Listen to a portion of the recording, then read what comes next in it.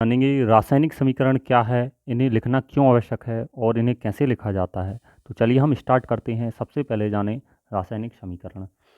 तो जो रासायनिक अभिक्रियाएं होती हैं उसको एक रूप देना रासायनिक समीकरण कहलाता है। जैसे कि हमने कहा कि हमने मैग्नीशियम में ऑक्सीजन को मिलाया और हमें मैग्नीशियम ऑक्साइड प्राप्त हुआ। तो बार बार हम यह प्रयोग करके तो देख नहीं सकते, तो इसके लिए हमने एक सल्यूशन बनाया कि मैग्नीशियम के साथ प्लस में लिख दिया जाए ऑक्सीजन को, जिससे प्लस के साथ ये पता लगे हमें कि दोनों चीज़ों को मिलाना पड़ रहा है। और जो एरो है, जो तीर है, जो कि एक सूचक है दोनों क्रियाओं होने का, और दोनों क्रियाएं होने के बाद जो हमने उत्पाद लिखा वो मैग्नीशियम ऑक्साइड है।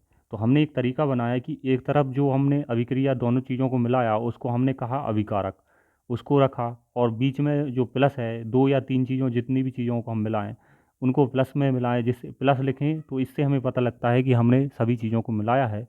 और इंडिकेट किया, उसको सूचित किया, अर्थात जिस दिशा में हमारी रिएक्शन हो रही है उसको सूचित किया। और ये सूचित करता है कि ये सभी चीज़ें मिली हैं आपस में, और जो हमारा अंतिम चीज़ बना है वो है उत्पाद। उत्पाद भी कई हो सकते हैं, इनको भी प्लस के रूप में लिख लेते हैं हम यदि एक से ज़्यादा उत्पाद आपके हो जाते हैं। तो जो पहली वाली चीज़ थी जो हमने मिलाई थी वो था हमारा अभिकारक, जिसे हम रिएक्टेंट बोलते हैं। और जो हमें रिजल्टेंट मिला उसे हम बोलते हैं उत्पाद। इंग्लिश में इसको प्रोडक्ट कहा जाता है। तो आप समझ चुके होंगे रासायनिक समीकरण क्या है। और हम जानेंगे कि रासायनिक समीकरण का संकेत लिखना क्यों आवश्यक है, संकेत के रूप में समीकरण को लिखना क्यों आवश्यक है।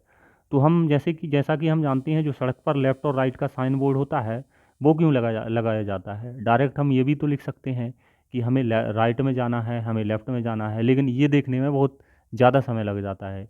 हमें तुरंत देखना है और पता करना है इसका पूर्ण रूप। तो इसीलिए हमने संकेतक को चुना।